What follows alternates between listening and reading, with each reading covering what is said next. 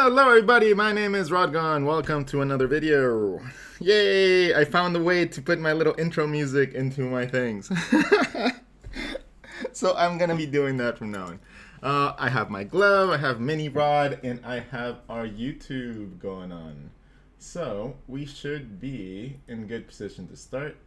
Just let me make sure I have the chat going on and we will be set. Perfect. Awesome. Well, hello everybody. For all of you that do not know me, my name is Rodgon. My name stands for Rodrigo Gonzalez. I'm also an artist, an illustrator, and I normally teach you guys how to draw. So, grab your sketchbooks, grab whatever pens or pencils you guys like drawing with, and let's draw a little bit. Oh, I have my sticker for the sketchbook. So, I'm going to put little Grimmy right in the front, right there. I am getting stickers made for you guys. So that's going to be something that comes sooner rather than later too. Alright, so what should be our topic today? We have over on YouTube, we have a viewer, Chubby Cakes. That is the best name ever. Chubby Cakes, like, okay, hold on. I'm going to have to draw like a cupcake that's really chubby.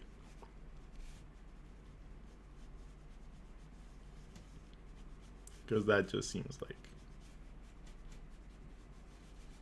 the most adorable thing. It's not often that I find names really like adorable. Let's see, we have like the muffin top, right? That's like a cupcake.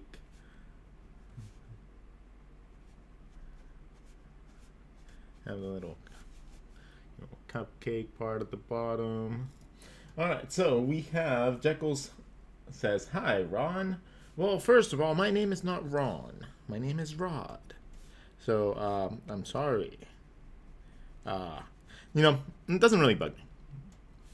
It's been I guess it's happened my entire life. Like, people have always called me things that are not my name. So that's, if my name's Rodrigo, right? So they hear Rodrigo, they automatically think Ricardo, Roberto, Romero, Rodriguez, everything except my name. So, don't worry about it. You ain't the first one, you're not gonna be the last. Chubby Cakes has attitude, yeah. And we're gonna give him sprinkles. And frosting. The Chubby Cakes. That sounds like the name of like something from like that would come up in Adventure Time. Mr. Chubby Cakes. Okay. We're gonna be using our little cute watercolor kit today. Make sure the lighting is not like super bright for the people on YouTube, because that tends to be the case sometimes. There you go. That fixes it, I think. Nope, it's the camera angle again. Boom. There you go. I think my hand is what makes it like a bit more. There you go. That's right. Mr. Chubby Cakes. Rodrigo like me, yeah. We have two Rodrigos in the house. Alright, so we have our little watercolor brush. We have our little watercolor kit. These are not expensive materials. These are things that you can find pretty much at any store, like Walmart, Target. Not be like out of pocket for a lot, and then you get a lot from it. Let's make it frosting stuff. So watercolors are really, really nice, especially if you like to draw with ballpoint pen, because they don't run, they don't smudge, so it works really, really nicely. This is a combination that I've grown to really, really like, and it's really fast and quick to add a lot of color and detail to your pieces.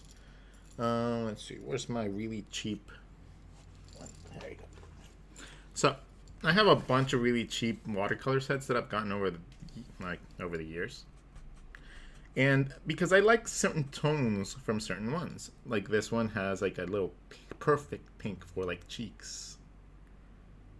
Right? So I like using that pink. And wow, that is like insanely bright. I have to figure that out. I honestly have to figure that out.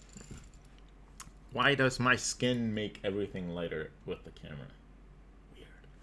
Do you need good paper for the water paper to not rise? Not necessarily. Like, I don't know if you guys have ever noticed these things that I do, but let me show you guys a couple. So, watercolor is easy enough to work on that you can even do it on Post-its. Right? Like, I make these little Post-its that I put for auction, and these are all just watercolor and pen on a Post-it note. So, watercolor is not like a very deteriorating method of drawing or like with coloring, unless you put a lot into it. Like if you're constantly like saturating it with color over and over before you let it dry, yeah, of course it's gonna like seep through. But that would happen with any paper, you know. So you have to be careful with that. What are these pens called? Well, these are just big pens. These are just like the cheap, like big pens that you find at the store. Like these are not expensive at all. I think I bought. Here. I have a box of 60 that I got for like $4. I will never run out of these.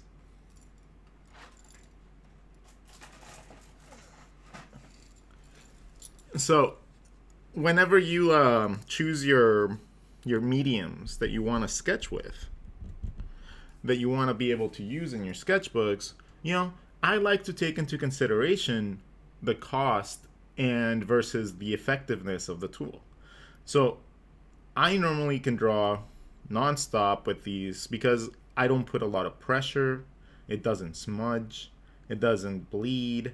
It doesn't like make my hand tired with these little grips. So I can draw forever with this. Now, if I had to use a pencil, I'd have to keep changing the amount of pressure that I put to shade differently, to get in an angle, to crosshatch, to like, you know, it's a lot more stress that goes into your hand. So I'd rather, to make a thick to thin line, I'd rather just gently build it up like that than have to put pressure to get that with a pencil. Because then at the end of the day, my hand does not hurt. And that means that I can feel happy about drawing even more. You know, like as you get into your career, you will realize that there are things that you just can't do because your body is not capable of keeping up with that. Right? Sometimes things like animation and storyboarding and stuff like that, like those things are very extensively like painstakingly like long to do, and sometimes that takes a toll on your body. So, you know, you gotta really like see how far your body can go whenever you're pushing yourself doing a certain type of art. Sculpting requires a lot of like hand work, right? So you need to make sure that your hands are nicely taken care of. If you're an animator, your hands are like everything to you. So you have to make sure that you keep your hands nice and like, you know, safe.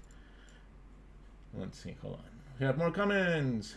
ZB, that's a cute cupcake. Yes, it's chubby cakes. Chubby cakes. Chubby cakes is it's kind of like a manho, but with his sugary sweetness. Hey, ladies. Do you need good paper for the paper to not rise? No. Do you use very little water then? I use enough pigment to get the color on the page. That's essentially like, that's it. Like I use enough to put the pigment on. So essentially I'm using it like a wash. I'm not trying to like like cake on the pigment, because I don't need that. I just need a slight coloration because the paper, first of all, the Illo sketchbooks are super smooth. So it lays down the color incredibly like nice and smooth. Okay, let's draw some heads. I don't think I've just sat down and drawn heads for a while. There was like one time that we drew, what was it, like 50 heads? There you go. Okay. The trick, it seems, for at least for my I'm gonna have to angle you guys, and I'm gonna have to maybe move this camera a little bit. Hold on. Just give me a second, peeps.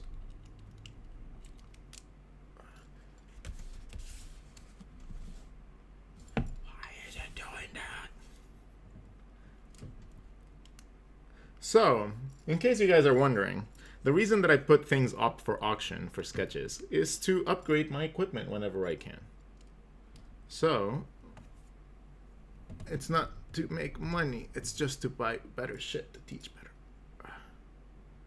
Alright, let's zoom in. Alright, how does that look? It's at the edge. Okay, that'll work for now, I guess. Okay, so we're going to be drawing just a bunch of faces. I haven't drawn faces in a long time. Like, I haven't just sat down and drawn different, like, face kinds with different characters, with different, like, facial features in a while. So what we're going to do is we're going to take this structure right here, and I'm going to point it out at the beginning so you guys understand what I'm going to be looking at whenever I'm drawing the things. I'm going to be looking at an initial shape, that being a square, that being a triangle, that being a blob. But that initial shape in this case is a sphere. But it can be pretty much any shape that could be your initial shape for your head. We're going to be looking at that, and then we're going to be looking at drawing the jaw after. The jaw is secondary. This whole area is drawn after you figure out all the way up to your nose, and you figure out your feature line. Your feature line is essentially from the top of your eyebrows to the bottom of your nose. That is your feature line. Boom, this area right here. Okay? The reason that I call it the feature line is because everything that does not really move, that is a feature in your face, fits within this area. That includes your eyebrows, nose, eyes, and ears. All fall within this little area. So the eyes, the ears, everything else can be stylized in any way you want.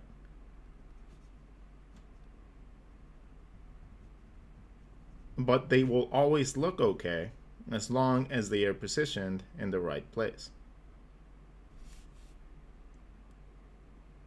That is the purpose of me teaching you guys different ways of building a face, because I want you to understand that this is not necessarily teaching you a style. I'm not trying to teach you a style of how to draw things in a certain style. I'm trying to teach you guys how to find ways to map out your faces so that you can apply your style any way you want, but have it be accurate.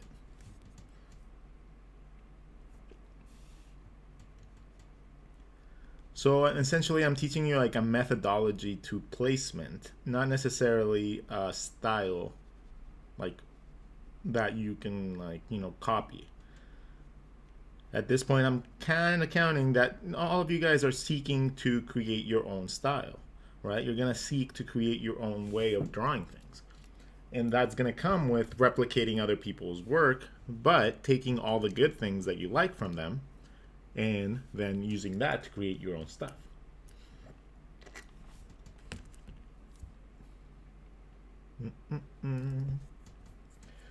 Okay, let's see more comments.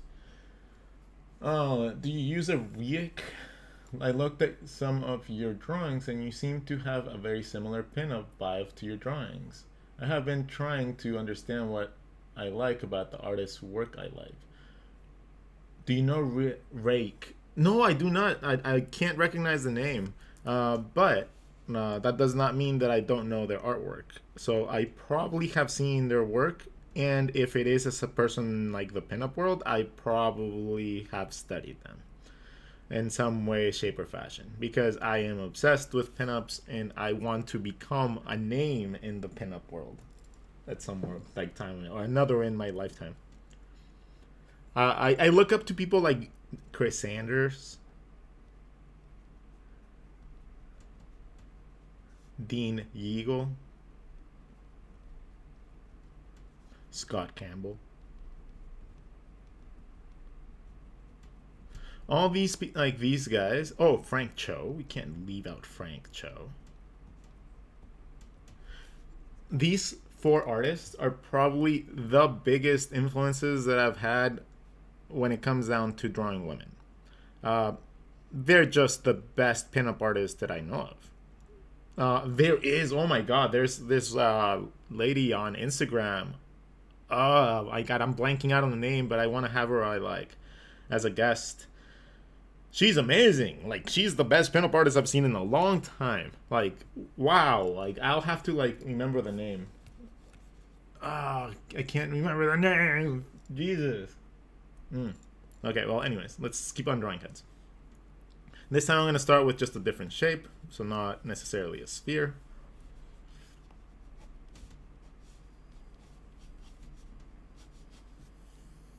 Same thing, we're going to map out all the way only up onto the nose. So we're going to have our nose right there. Our nose is a little diamond. So it has a top and a bottom. The top of the nose is where the forehead and the nose bridge meet and break. So you get a divot right there, and that's normally where your eyes are going to go. Now you can determine which way your eyes are going to be shifted by changing the direction of your lines. And then from there, we got to come up with our feature zone. You can do it in the way of just mapping out the front part of your face. You can make it into the mask method that I've been doing in the past. Right? Just going around your nose. But then you just have to figure out a way to come up with your feature line. The feature line will also map out your forehead into the side of your face. Now you have your side of your face.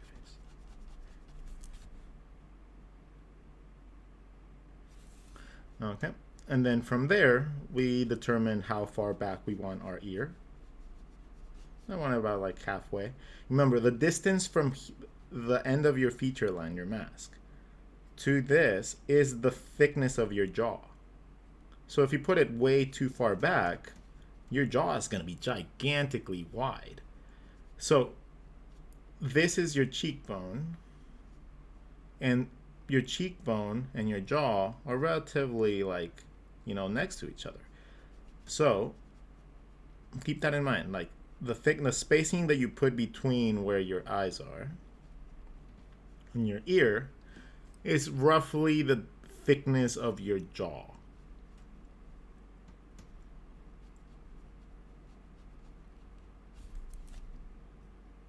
So that's normally a spacing issue that normally comes up with people. Like understanding how much space to leave between here and here.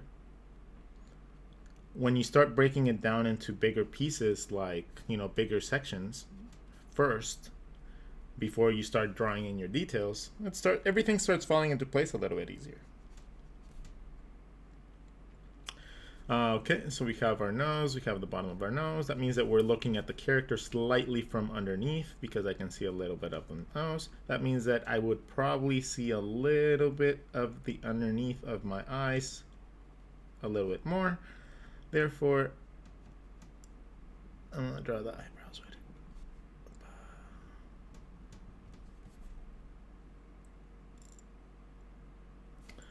right. Okay. then my eyes. I get to determine what kind of eyes I want to draw. It doesn't have to end up being a cartoony eye like this just because I drew this eyeball. This is just to represent the actual eyeball inside my skull. Now, the reason for doing that is that if you want to draw really cool eyebrows or like eyelashes, right? All you got to do is just wrap around the sphere. Just wrap around it. You're wrapping around your eyeball anyways. That's exactly what's happening in the real world. So you can just do that here. That's why we learn perspective, right? To be able to visualize things in 3D. So all you do, take a sphere, divide it into like little hemispheres, and then choose 2 of those little hemispheres and make those into eyelids.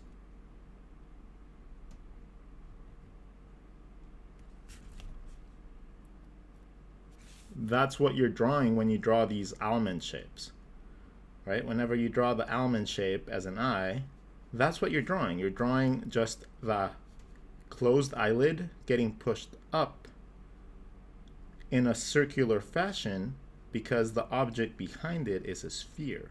So the higher it gets, the more open it gets, the more circular it gets. And the more closed they are, the more it just looks like a line.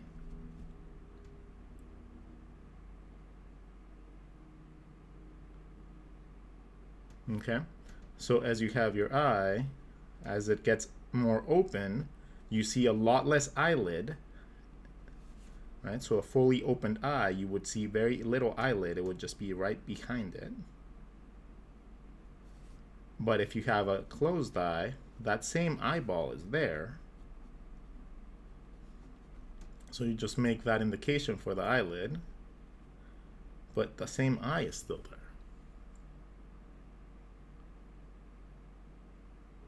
Right? So that's something that people forget because they get so used to drawing an eye in a certain style with certain lines. They're like, okay, check mark into curve, into that. Okay, there you go. And then when anything gets thrown off from that, like they just freak out, like when they have to draw the other eye, right, from the other side of the face. They're like, oh, what do I do? How do I draw it? I don't know that style yet. When it's literally just, it's the same thing, exactly the same thing. It's just 2 eyes with 2 little slits, and then you just follow whatever lines you want to get that. And then one of them is blocked with the nose bridge. And that's why you have like a missing piece of one part. But learn to draw through your objects. Learn to see things in 3D shapes. Instead of circles, you see spheres. Instead of boxes, we're seeing cubes. Right? If we can start doing that, you're going to be just progressively getting better without really even realizing it. You're gonna just like one day you're just gonna be like, oh, I can just draw eyes any way I want now. Oh, I can draw noses any way I want now. Well, that's cool. And at one point, if you're actually like, pushing yourself to learn and not just, to improve on the style that you have or to just like refine the things that you already know. If you're actually pushing to improve and you're drawing all the things that you're bad at, right? And you like the things that are difficult to you, and you sit down and you actually like focus down on the things that you could improve on instead of just focusing on the things that you're already good at, you're gonna be a much better artist really, really quick. But if you stop doing that because you get to a certain measure of success, or you get to a certain level where you think that, because you're getting a lot of praise that you don't need to go any further, you're like doing yourself a disservice because you're not gonna improve. You're not gonna push yourself anymore, and you're gonna feel satisfied. And when we feel satisfied, that is when we slack off, and that's when we just kind of like hit the peak of our career. And we don't want that. We don't want to have a peak. What if everything is difficult? Then you got to start at a lower stage. Then if you're finding what I'm explaining difficult, you're going to have to go back and start figuring out basic perspective from like a very basic point. Like learn your subdivisions, right? Focus very intently on learning to subdivide things in space. Start with your basic shapes. Then from there, you can combine these basic shapes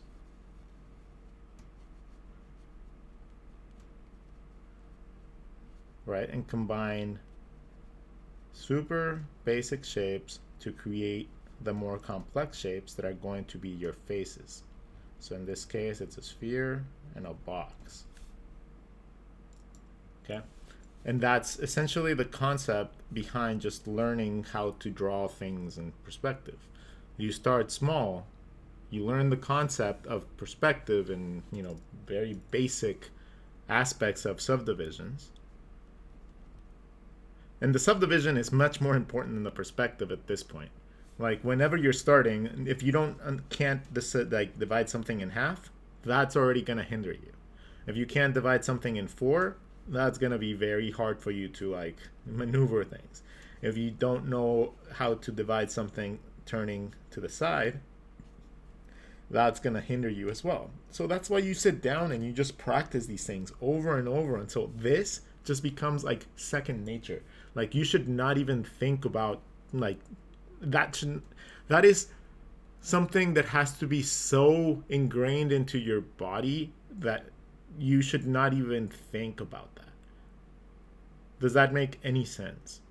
Like if you are not able to just come up with angles on a sphere really quickly like this, spend a day or two and create an entire page in your sketchbook of just subdivided spheres looking in different directions all day. Just do this all day.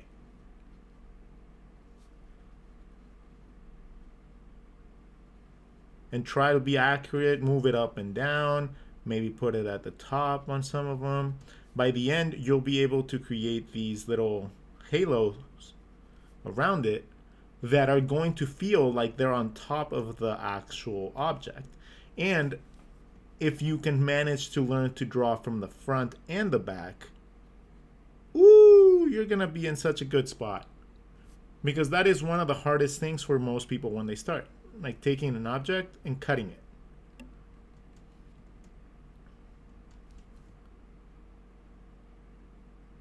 Take an object and slice it. And then take that flat edge, color it in, and see what that edge looks like, what that shape looks like. Right? That is like the beginning stages of, you can do it with cubes, you can do it with any shape you want. Okay? So you have that, and then let's cut it. So now we have that shape. So you go from from basic shapes, like just basic shapes, to subdividing, to figuring out the front and the back, getting used to it, to learning how to cut shapes out. And this is going to be the initial stages of going in and learning how to cut out shapes from a basic shape. So you go from that to this.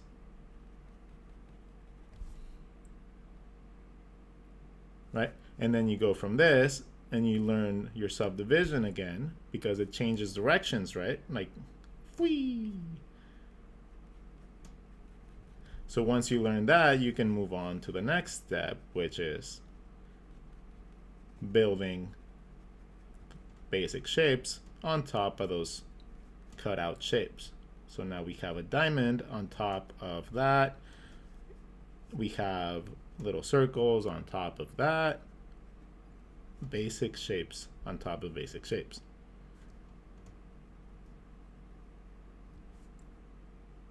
And that's how you slowly build up your knowledge.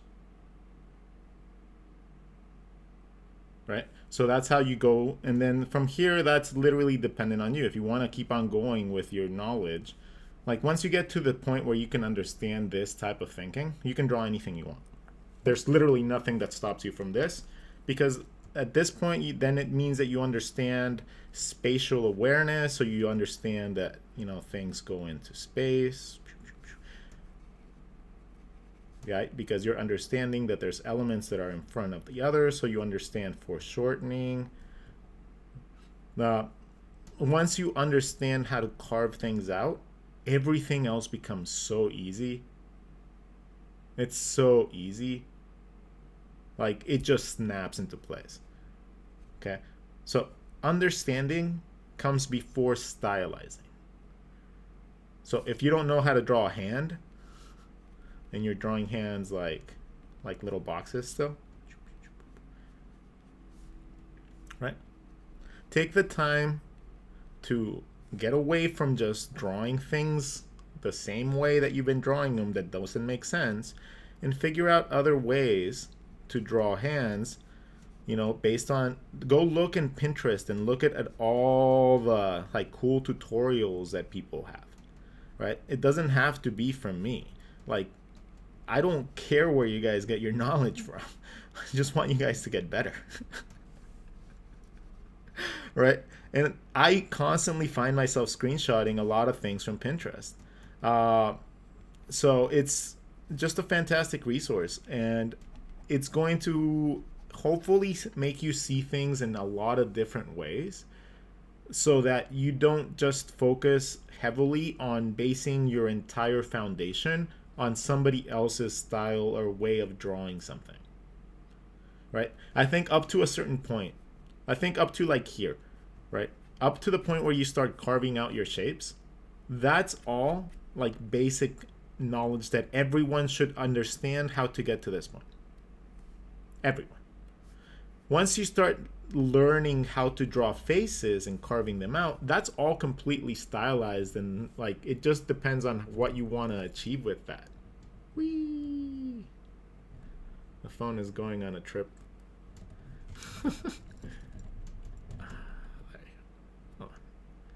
I need to solidify my little build here a little bit better. There you go. Okay, so as you were talking, at first we all learn the same way. We learn through basic shapes, right? So it's very easy for us to just stay in that stage the entirety of our career. Like, it's very easy for us to just stay at the basic stage of our learning throughout the entirety of our time, which is just not necessarily bad, but it's just going to be like, you're gonna want to grow. Let me put it like that. Like, I've been doing this for 20 years. You're gonna want to grow. Let me unplug this shit.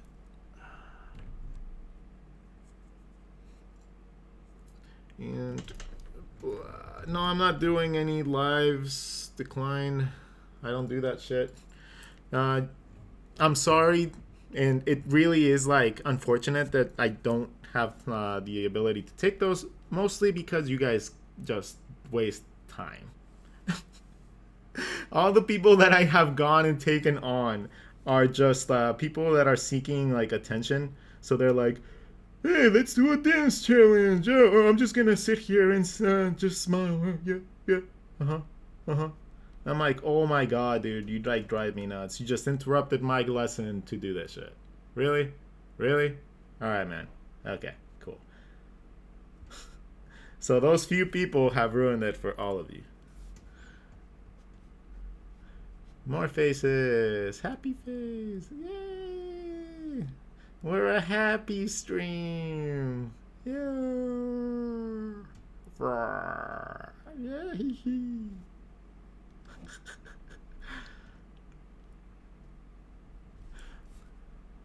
Let's see. Let's look at some comments. All right.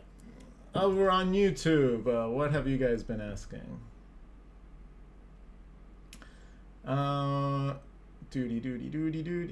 Okay, I'd say you should set up a simultaneous streaming from YouTube, Twitch, Facebook. There are free platforms to do that. Oh, what? Really? There's things that you can set up to like stream in different things at the same time. Like, I'm not being sarcastic here. I really did not know that.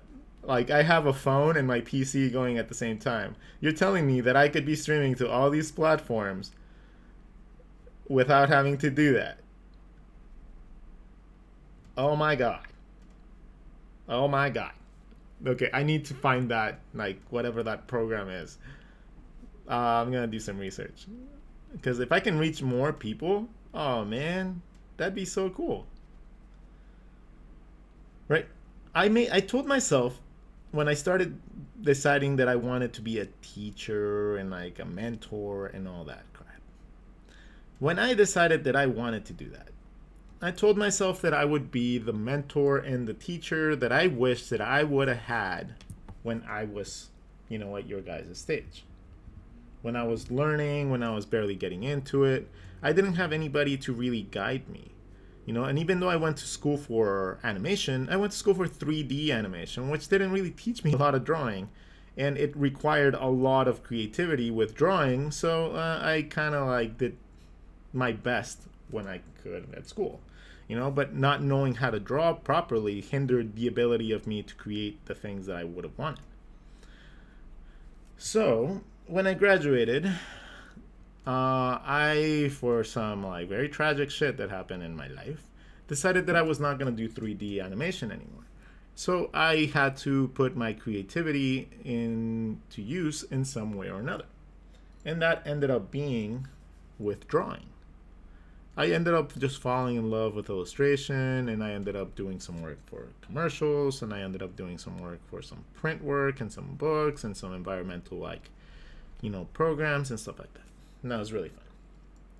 And then I got into skateboarding, and I decided that if I was going to get into any market, anything that I got into, anything that I became like a hobbyist of, I would aim to try to become a part of their art. Like, I would just make money through art somehow doing the things that I loved. Well, I started working for some skateboarding companies, and I started doing some skateboarding art. And that's honestly the reason that you guys all know me now. Because that gave me a minuscule amount of notoriety. And I took that minuscule amount, sprinkled it with magic fairy dust, and then just made people believe that I was a much better artist than I was. Because I believed in myself. And I knew that if I had to, if I wanted to make it in this field, I have to stand out from other people. And I don't have the skill set, they didn't have the skill set to do it. But you know what I had?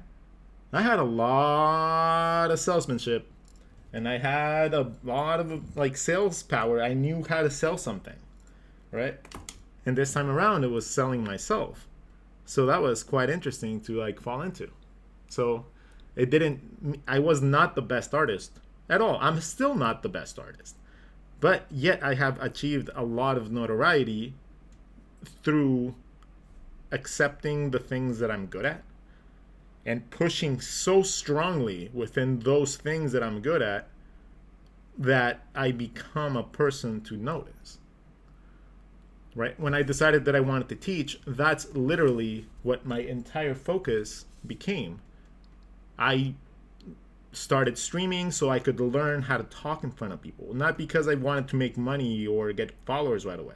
I started doing this and streaming at least one 30-minute time period a day so that I could learn how to talk in front of a camera.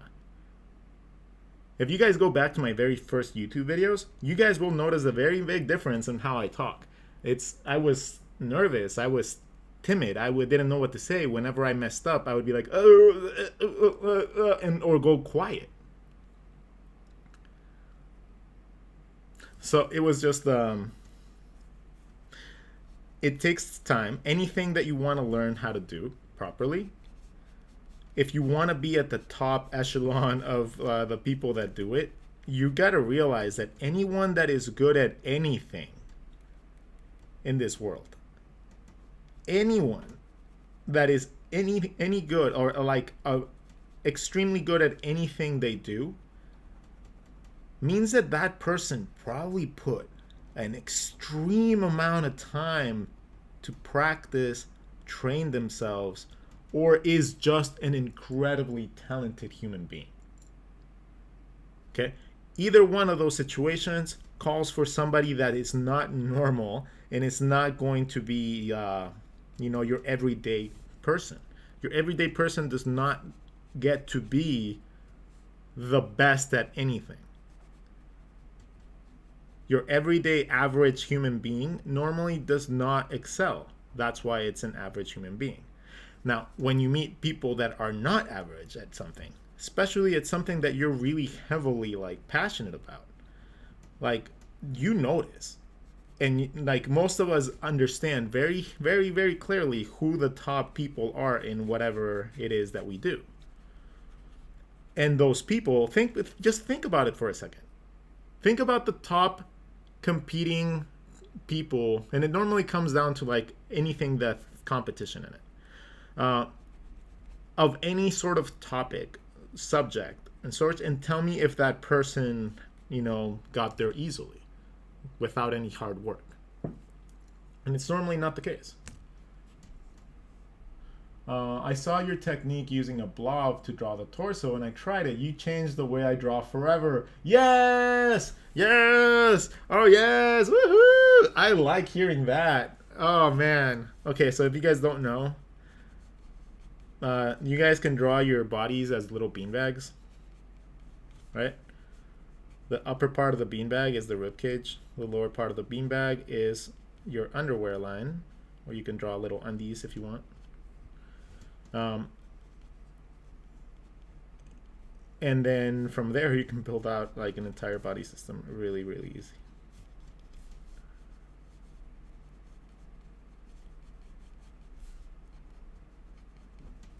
So it's just a very easy way to go about, drawing the body. And that can be in any way, shape, or form. You can make big, thick jelly beans to make really big characters. But it gives you the proportions that normally come in a human body relatively easy. Really easy and quick.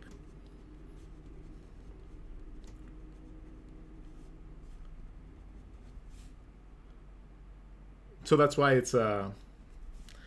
that's why they're like, oh, it changed my life. When I've learned how to do this properly, it changed the way that I draw too. So it really is a very nice way to learn how to draw.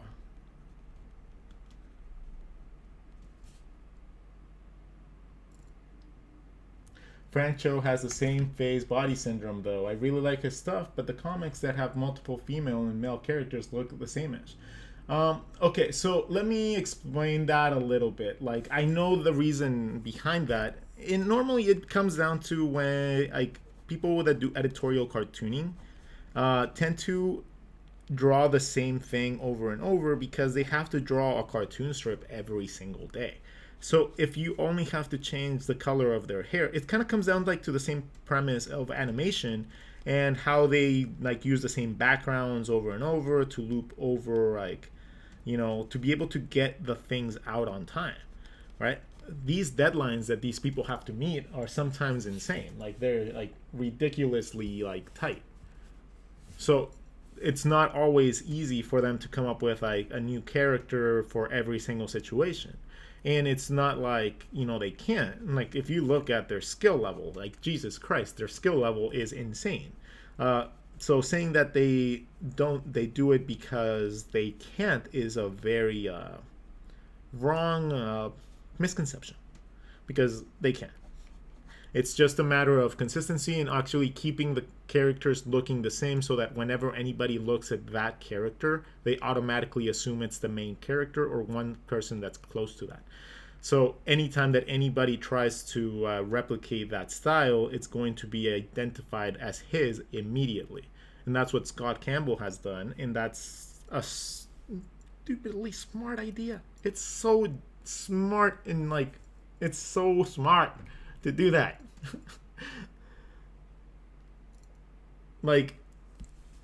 Yeah, it's just genius. Like, because it gets everybody just thinking about your style over and over and over again. Oh my god, this is like annoying the hell out of me.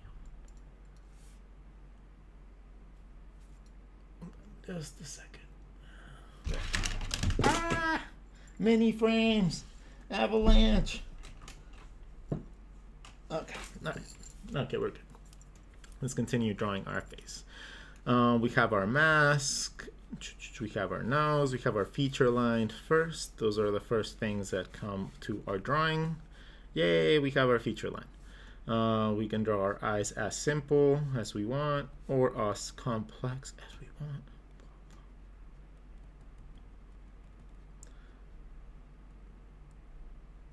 With scars and everything.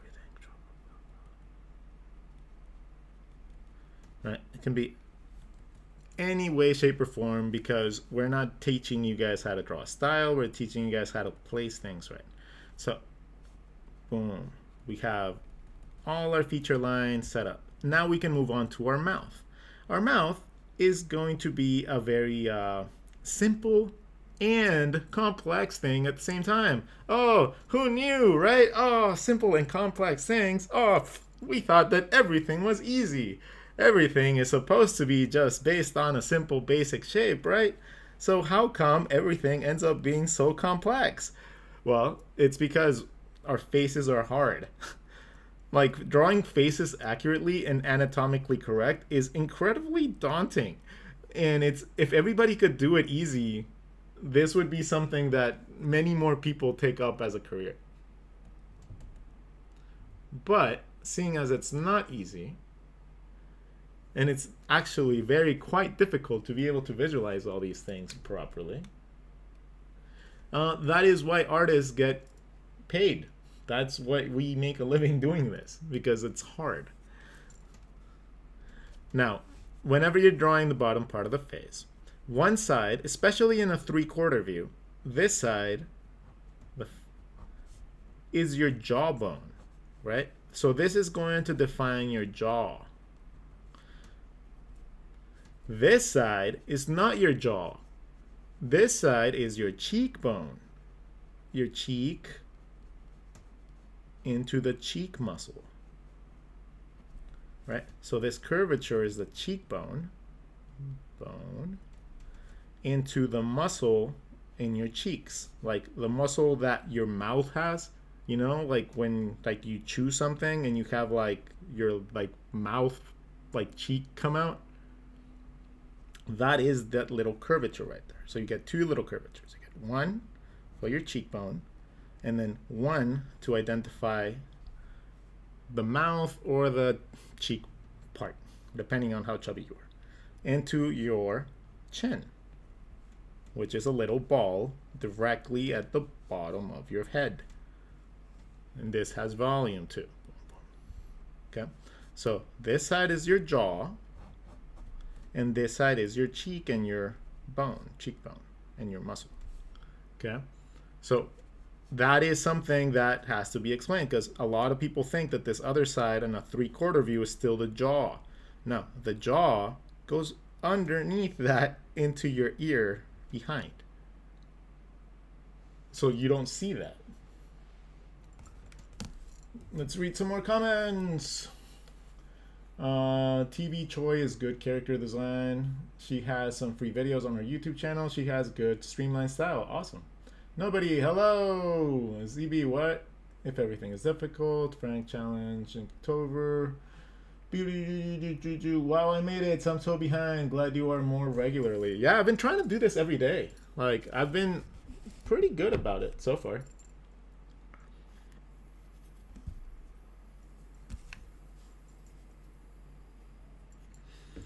Yeah, I've been trying to get on every day. I've been trying to at least during the weekdays. During the weekends, I'm gonna give myself a time to break at a break. So I'm going to probably take. Oh my God, this just keeps on like shifting.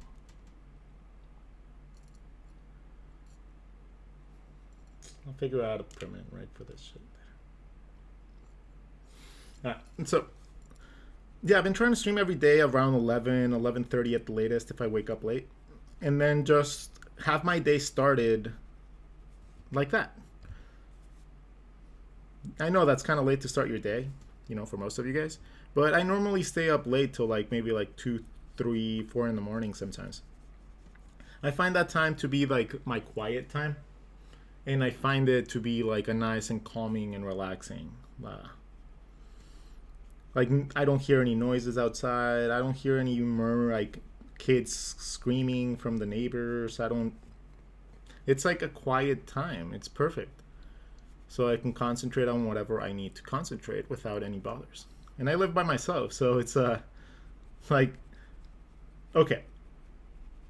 With me, it's I value my solitaire, like my solitaire, like lifestyle a lot, right? For a very long time, I lived with someone that could not be without my presence for a very long time without her getting upset or angry or whatever. And it's perfectly fine. I love the fact that she wanted to be next to me. But I have realized that having done that for 5 years, I put so much like non-effort into what I was wanting to do, and that's why I wasn't going anywhere. Right? In 1 year of just doing me, I have achieved more than I did in 5 years.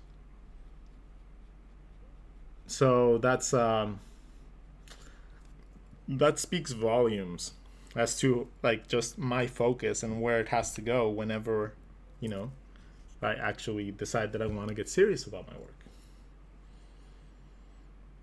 When did your 21 is coming out? And we'll also, Imagine Effects.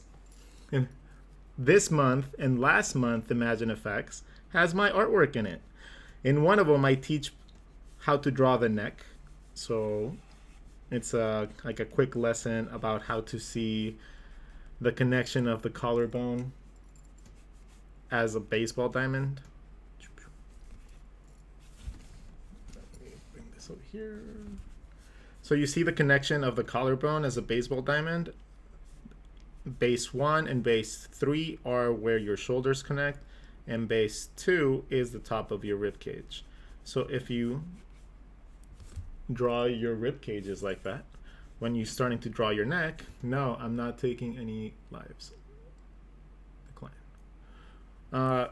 You go from the bottom of your ear to each of these points, and you end up with a really cool neck. As well as already a good standing off point to draw the rest of your character.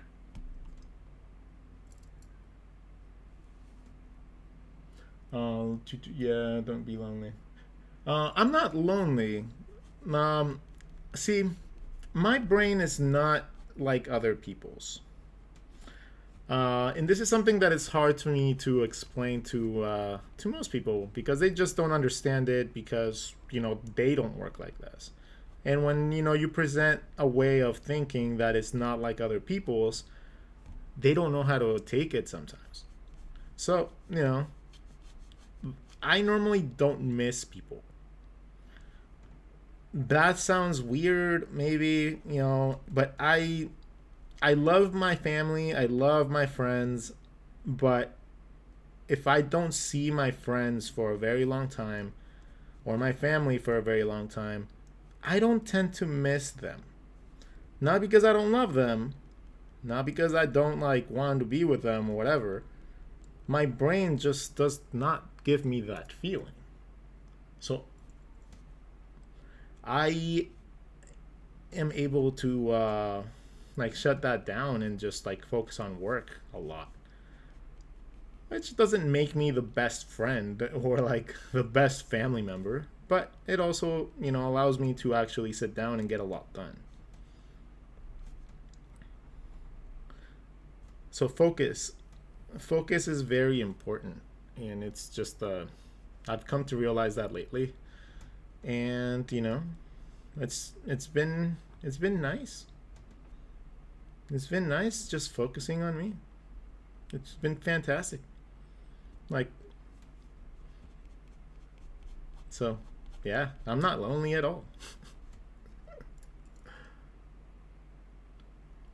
Oh my god, this thing keeps shifting so badly.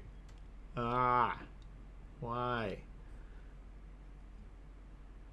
I have to show you guys my setup at some point. It's kind of funny. It's like all MacGyvered. I have like PC pipes and shit. Alright, so we are drawing a face. This is the connection of the neck. And this is kind of how you end up getting the neck by following that tutorial. And it was essentially, oh man, it was a bucket list item doing something for Imagine Effects. You know how long I have like, it's been a long time, like since I first saw Imagine Effects come out in the magazine stands. And I just remember thinking from then on, I was like, one day, man, one day. That one and Juxtapose magazine. With those two magazines were the two magazines that I told myself that if I ever made it, if I ever considered myself a valuable part of the artistic community, if I ever got to that point, that I would probably be in one of those magazines.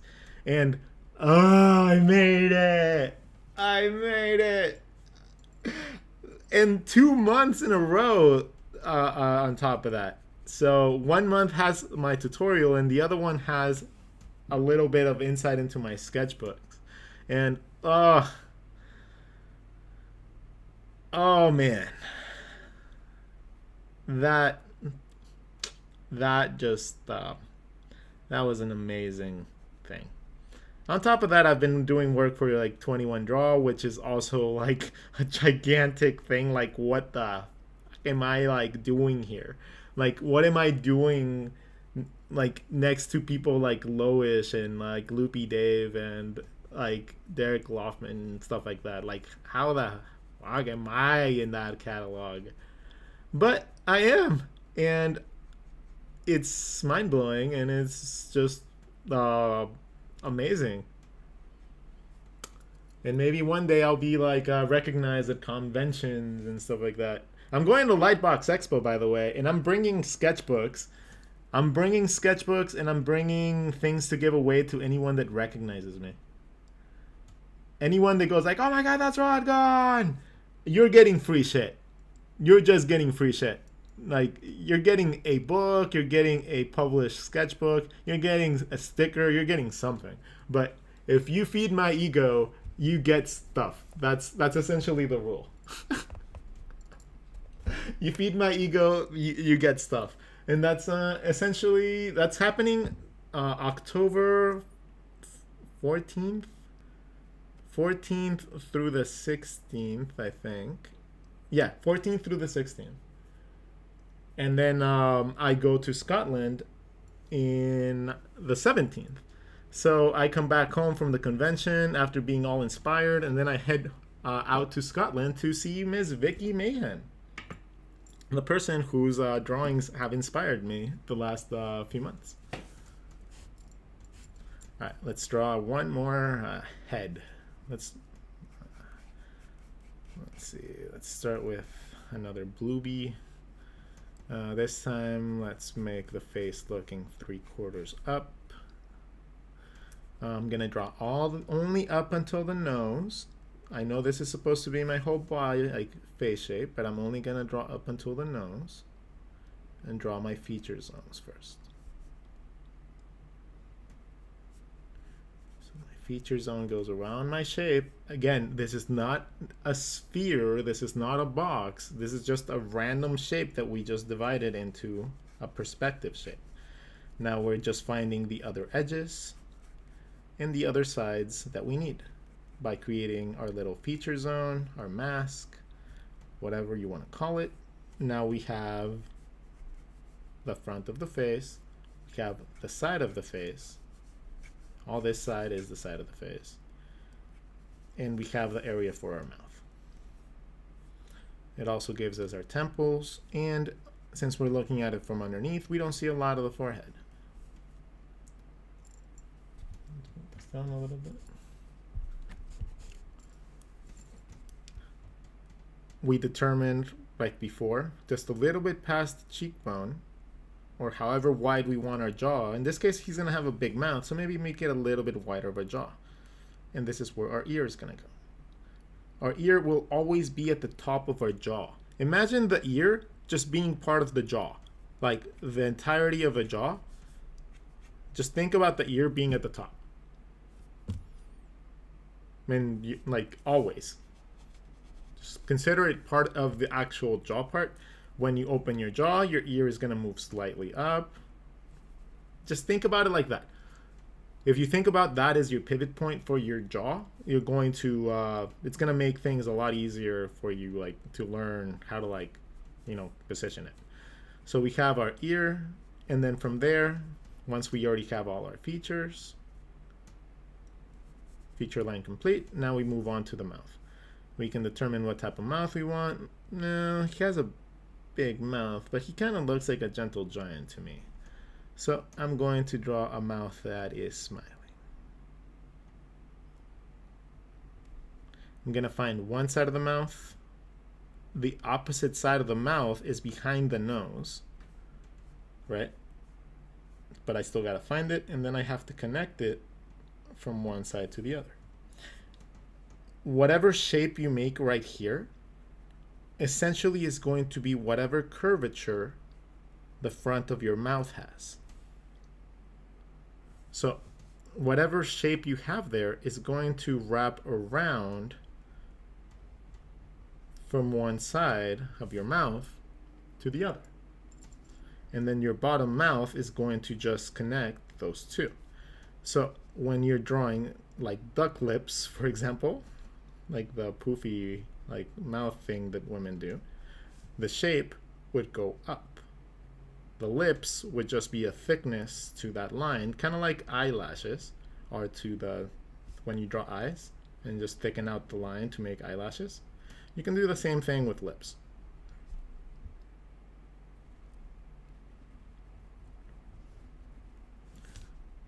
Right? So when you have your mouth, find out both sides and then find out how to connect it. It could be like a rubber band, really. Any shape that you draw that connects can be made into a mouth. Any shape you draw. It can be down. As long as you have two endpoints and connect everything to those endpoints and add negative space, you can make anything into a mouth. But you just have to make sure that those lines connect in the right place. Otherwise, it's going to look off. So let's connect one side to the other side, and then let's come up with the bottom jaw. Go from this side, we're going to draw through our line and come up to the other side. Now we have our bottom jaw. The next step is to draw our teeth. Our teeth are just going to be directly underneath our nose, and they're going to follow our cheekbone, cheekbone, inside, into your teeth. The bottom teeth are going to be part of the jaw. So you find your ear.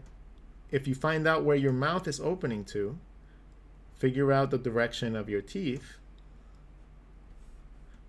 And then that is going to give you, because your teeth directly in the middle, underneath your teeth is going to be your chin. So once you find your teeth, you can find your chin. Once you find your chin, you can find the side of your jaw.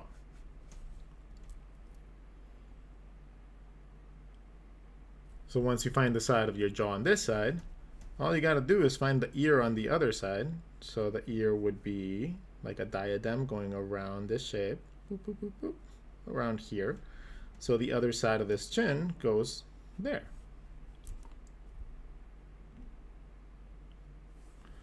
Now, like we talked about, one side is the cheekbone and the other side's the jaw. So we don't have to come up with the jaw for this other side. This side is the cheekbone that comes out where the mask comes out into whatever comes out. But this guy's kind of chubby, so his cheekbone is just going to be all the way out there. His jaw, you wouldn't really see the jaw. You would probably just see like a little tiny like indicator of the bone sticking out right there, maybe. into a t-shirt maybe.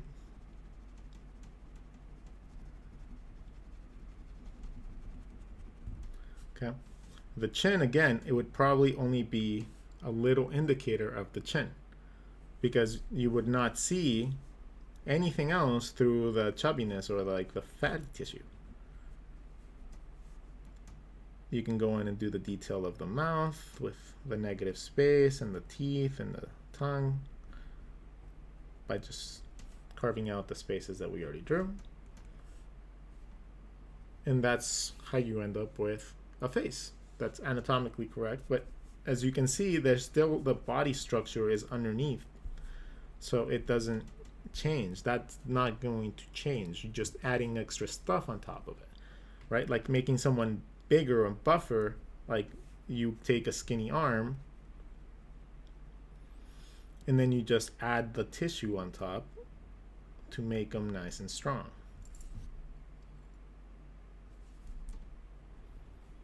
Right? You're building on a skeletal system or a, you know, anatomical system. So, you know, it's something that you always have to build up on it. Well, where is it? It's going to be in Anaheim. It's going to be in Anaheim Convention Center from the 14th to the 16th. Oh my God, this keeps on rotating. All right, so we are getting close to the end of our stream, and I think we have a little bit of space to draw our cute animal for the day. So, what cute animal should we draw today? We get to choose an animal, and you get to choose a type of drink.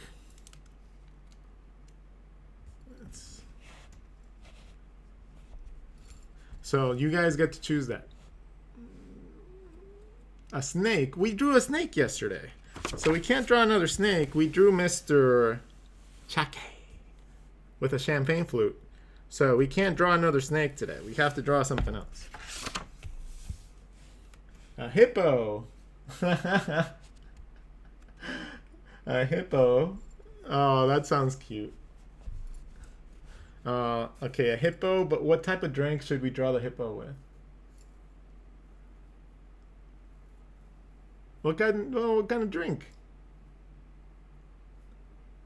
So we're going to draw a hippo because the hippo just sounds awesome. We've drawn a koala before. We haven't drawn a duck. But we got to figure out the drink. A Fanta. All right, we'll draw a Fanta. A hippo and Fanta. All right. So the first thing we're going to do is going to draw a glass. Nice big tall glass of Fanta.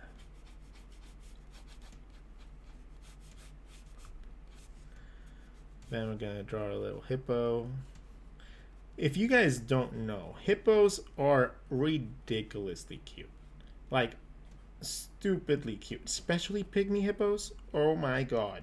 They are like the most adorable things in the damn planet. Like, if I could have one as a pet, and I was like, stupidly rich, like I don't know, like LeBron James rich or like Beyonce rich, right? I would have a little pygmy hippo of my own that I would just take care of and love and like, you know, just like have with me, and he'd be like my emotional support hippo.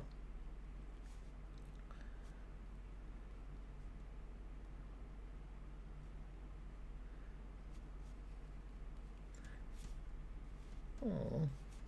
And we'll give them a little ducky because they normally have like the animals that like sit on them. Normally it's birds that are like pecking at their like little parasites and stuff like that, but I'm gonna give them a little ducky. Tomorrow, could we do a hyena? Huh. Well, that'd be interesting. Let me adjust the YouTube one. Ah, but now you guys can see. Let's see, hold on. Ah. Okay, so camera issues aside, how has the stream been? Like, besides like the lighting issues on YouTube, because I know that's annoying as hell to like have to deal with. if you guys can give me any feedback as to how you guys have been experiencing these streams, that'd be amazing, because I normally don't get much feedback from people. So it's just fantastic to hear back a little bit. Oh my God. Okay, that's the place that I need. That's the spot that I needed to be in. Stay there. We only need to finish this doodle. Okay, I'm just gonna hold it here. Yep. I'm going to do this one-handed because I love you guys. No. Okay, that works. Perfect. Okay, that works. I'm not gonna move this anymore. I like your voice and commentary. Thank you. I appreciate it. I heard a video that I want to implement something, and I want to try it with you guys, since you guys hear my voice more than pretty much anybody else, like, ever. So, let me shift that again, because this stupid phone keeps shifting. Someone told me how to find my real voice, and it was very interesting. And it took like 10 seconds to do it. And I want you guys all to try it at home as well. Right? So apparently your real voice is the sound and the tone that you do whenever you exhale from a sigh. So if you go, and then you start talking, this is your real voice. This is the voice that you can talk in all day long without having to worry about getting your voice strained. And I think I sound really, really, really interesting. What do you guys think? Apparently talking really loud is not my thing. I'm gonna start an ASMR channel and just talk like this. Drawing with Rod Gone. Welcome to Rod Gone After Dark.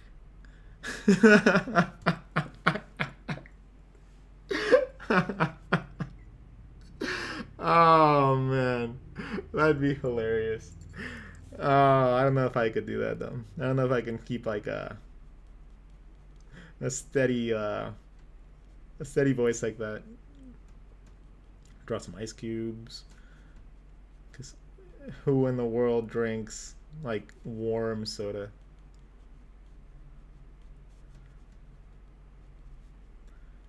Then behind the ice cubes we will draw his little feetsies, all shadowed out. He's gonna be happy. I promise I will get this set up fixed by Monday. I'll just set it up actually like permanent, so this doesn't keep happening. The bottom of the glass is going to have a little bit of depth, right? So that's why we don't carry that color all the way to the edge. We give it that little tiny bit of an edge because the glass has thickness. So once you start really understanding the concept of textures and stuff, there you go. You better. No, it's like a slow pan. I kind of like it. It's like cinematography, like, ooh. Okay, so soda has bubbles, so we're gonna be drawing a lot of bubbles. And what should we call him? What are we gonna call him? Sounds like Bob Ross. I sound like Bob Ross when I do that voice. Hello everybody, and welcome to another video. Today we're going to be drawing some happy trees. Oh, look at the happy hippo. Oh, what a wonderful day. I wonder what he's thinking. Ah, he's probably thinking happy thoughts. Ah, little ducky friend on the side. Ah, what a wonderful life this is. Don't you agree? Oh, what if I actually talk like that? Bubbles! Yes! Oh, hippie. Okay. This guy will be hippie. And the duck is gonna be Bubbles. Yay! I like that. And since we chose orange for the drawing today, it goes perfect with the Fanta. Good choice. Good choice. So like always, as we finish up the last sketch of the day, I'd like to thank all of you for joining on my stream today. We had a good amount of people. We had like a good 700 people on TikTok at one point. If you guys are not subscribed to my channel yet, go join the YouTube channel. The YouTube channel is essentially where the hub is going to be for all the videos and all this extra knowledge that is just laid out into the world. Now, if you do want to keep up with updates and stuff, I do update everything on Instagram more than I do anywhere else. So feel free to go follow me there. It's also where you can subscribe to, to me and get a lot of free goodies. If you guys do enjoy my artwork, I do provide coupon codes for sketchbooks, for products, for anything that I get. Anything that is provided to me, I normally pass it on to you guys, along with freebies like in the form of templates and HD wallpapers with different artworks to represent each month.